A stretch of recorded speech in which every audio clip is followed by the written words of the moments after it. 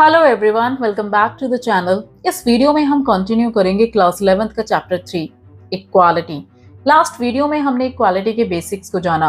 इस वीडियो में हम जानेंगे इक्वालिटी के 3 डायमेंशंस के बारे में। So let's start.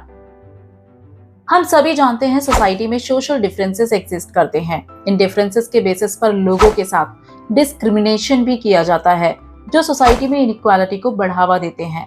अब सोसाइटी में कुछ डिफरेंसेस या इनइक्वालिटीज एक्सेप्टेबल हैं, पर कुछ नहीं। फॉर एग्जांपल, कुछ ऑफिसर्स, पीएम, प्रेसिडेंट के साथ स्पेशल ट्रीटमेंट इनइक्वालिटी के अगेंस्ट नहीं है, बट वीमेन को वीकर सेक्स मानकर उन्हें इक्वल अपॉर्चुनिटीज ना देना अनएक्सेप्टेबल है। इसीलिए इक्वालिटी जैसा वैल्यू हमारे लिए इम्पोर्टेंट हो जाता है।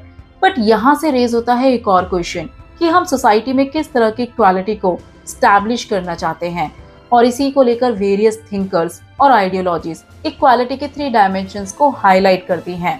Number 1 is political equality, number 2 social equality and number 3 economic equality. एक एक करके इन्हें डिटेल से जानते हैं और शुरुआत करते हैं पॉलिटिकल इक्वालिटी से। In democratic societies, political equality would normally include granting equal citizenship to all its members of the state.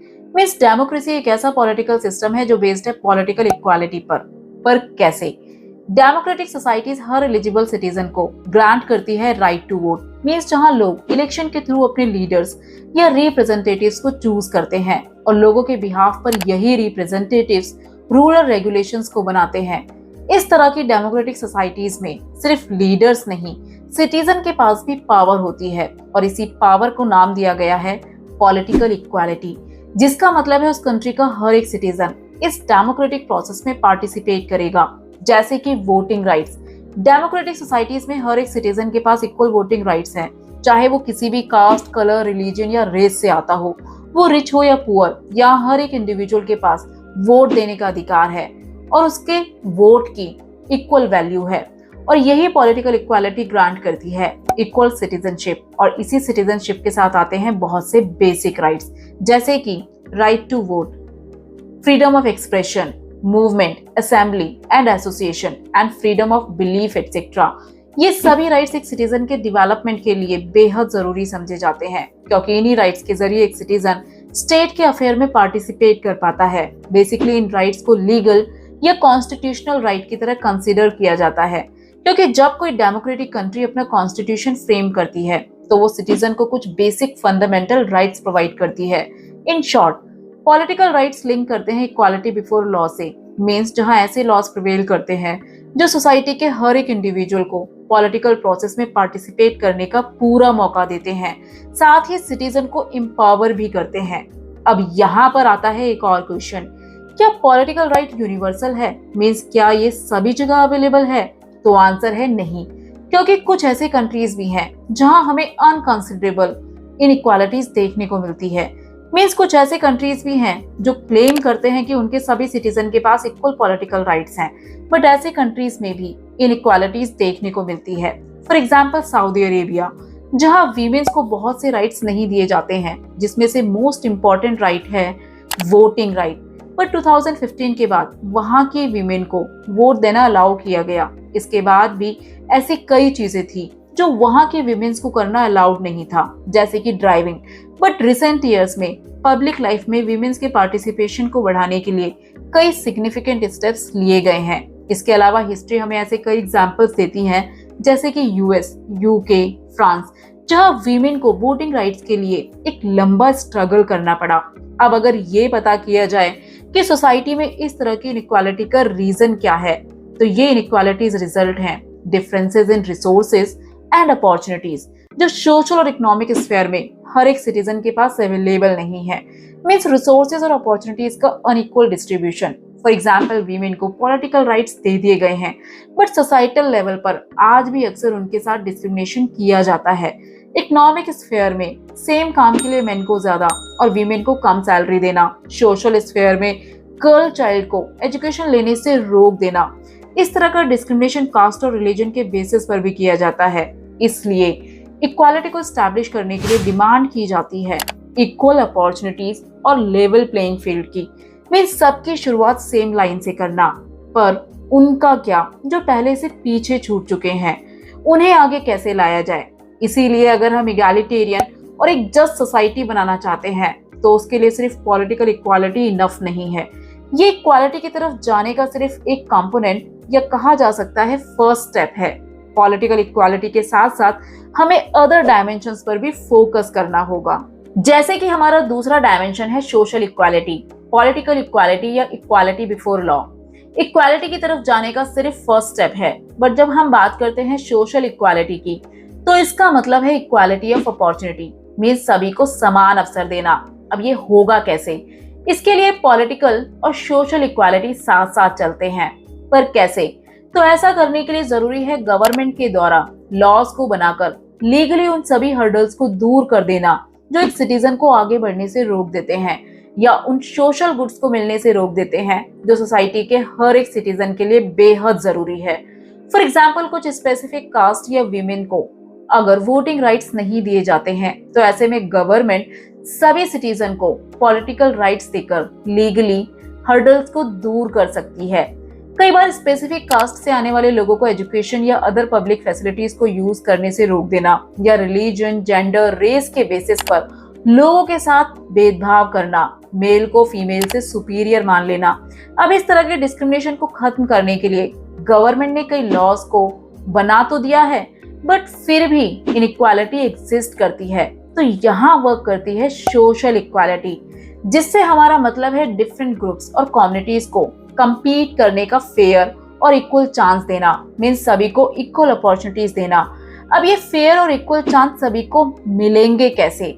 ऐसा तभी पॉसिबल है जब सोशल और इकोनॉमिक इनइक्वालिटीज के इफेक्ट्स को कम किया जाए।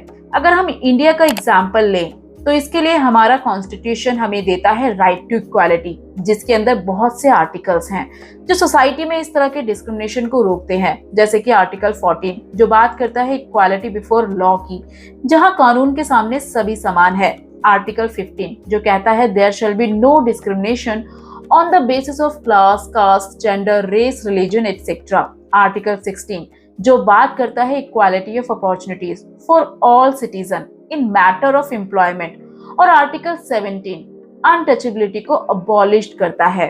इन शॉर्ट, स्टेट लॉज को बनाकर डिस्क्रिमिनेशन को रोकता है, जिससे किसी भी इंडिविजुअल को उसके बैकग्राउंड की वजह से एजुकेशन या अदर पब्लिक फैसिलिटीज मिलने से रोका ना जाए। बेसिकली सोशल इक्वालिटी से हमारा मतलब है सोसाइटी के सभी मेंबर के पास लाइफ को रन करने के लिए बेसिक कंडीशंस का होना, जैसे कि उन्हें adequate health care facilities, opportunity of good education, adequate nourishment and minimum wage के साथ और भी कई जरूरी चीजें प्रोवाइड करना।